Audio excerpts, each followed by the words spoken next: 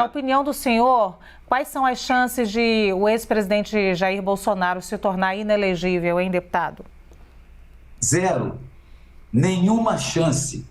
Ele não cometeu nenhum crime nesse sentido, como ele sempre disse, andou dentro das quatro linhas, mas como nós vivemos num mundo imbecilizado, e quando eu falo mundo, eu falo sistema, eu falo mundo como um todo, é claro que as narrativas são mais do que democráticas de serem feitas. Cada um pode fazer a narrativa, a interpretação, a hermenêutica, a semântica, a exegese que quiser, mas zero chance de ser inelegível.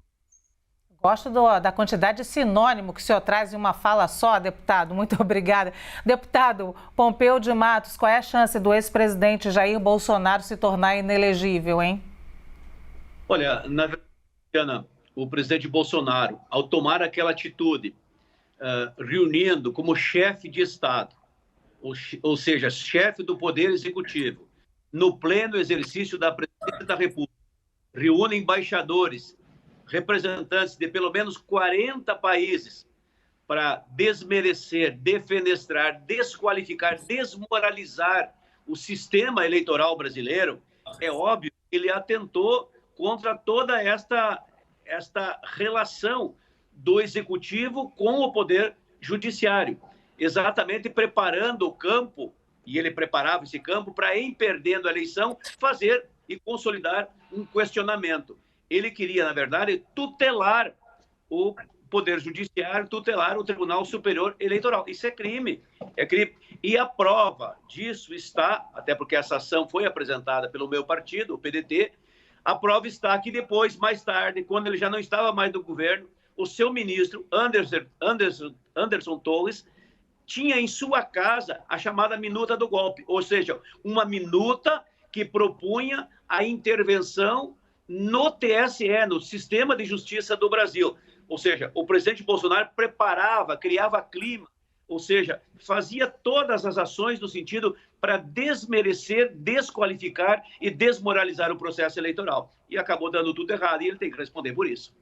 Agora, deputado Pompeu de Matos, o senhor ainda, em um evento em Orlando, nos Estados Unidos, na semana passada, o ex-presidente Jair Bolsonaro admitiu que existe a possibilidade de inelegibilidade, mas que só seria preso em caso de uma arbitrariedade, nas palavras dele. O senhor enxerga alguma arbitrariedade nas ações que pesam contra o presidente Jair Bolsonaro, o ex-presidente, no TSE?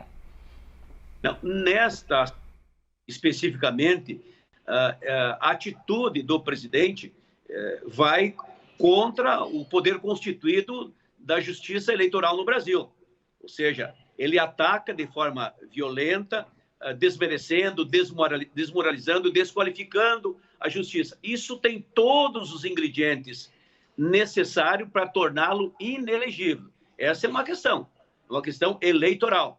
E eu não tenho dúvida que é para lá que caminha o processo e é onde vai desencadear. Aliás, esse é um dos vários processos que o presidente Bolsonaro responde perante a Justiça Eleitoral exatamente por suas ações, por suas atitudes, pelo seu comportamento de enfrentamento. Quanto à questão de ser preso, eu acredito que aí terá que ser um outro processo, numa outra situação. Mas nesse aqui caminha a passos largos para a inegibilidade do presidente Bolsonaro por tudo que ele fez contra a urna eletrônica, contra o Tribunal Superior Eleitoral, pela minuta do golpe, que, aliás, agora foi pedida a inclusão dessa minuta neste processo, onde ele responde em função da reunião que fez com os embaixadores para desmerecer a justiça. Ou seja, tem uma série de elementos que juntos, no conjunto da obra, eu não tenho dúvida, vai acabar levando o presidente Bolsonaro à inegibilidade.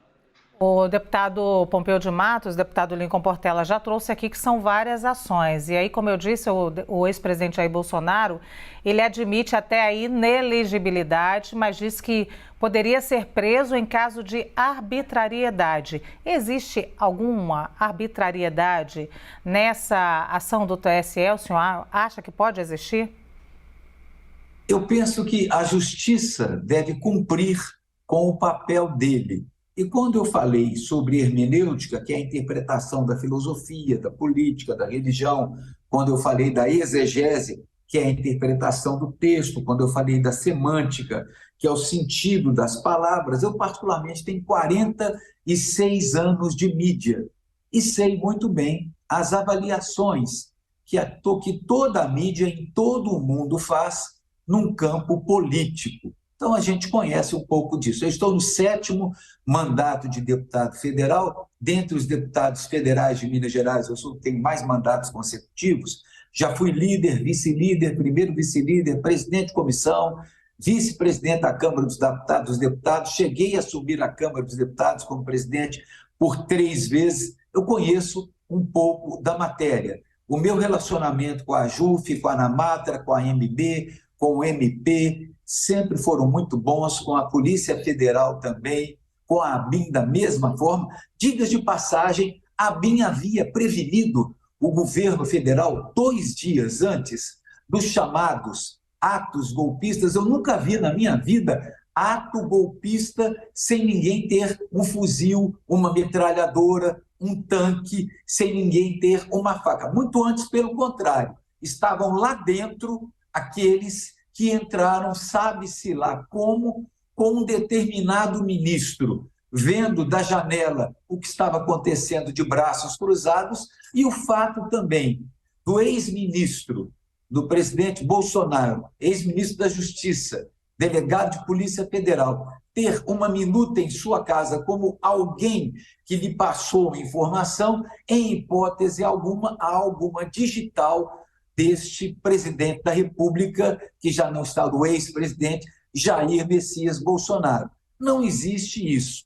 Isso aí é um factoide, existe sim a minuta que não foi colocada e não há nenhuma prova que foi colocada por Bolsonaro, e o próprio ministro disse: papéis chegam às minhas mãos. Agora, fazer atos antidemocráticos com senhoras de 70 anos, de 75 anos, pedindo para não quebrar, e pessoas lá dentro, infiltradas, sabe-se lá de onde. Olha, nós temos 5 anos de uma direita mais concisa, e nós temos 100 anos de um comunismo muito bem estruturado no Brasil. Deputado. É um jogo pesado. Deputado, eu gostaria de utilizar esse tempo aqui, é claro, para a gente colocar em debate essa inelegibilidade, possível inelegibilidade do presidente Jair Bolsonaro. E nós sabemos, as imagens mostram como as pessoas entraram, as imagens mostram as pessoas quebrando, as investigações estão aí, tem diálogos e tem as atitudes também do ministro da Justiça e do próprio presidente eleito. Esses são fatos, a gente lida com os fatos aqui. E até agora nós temos apenas esses fatos.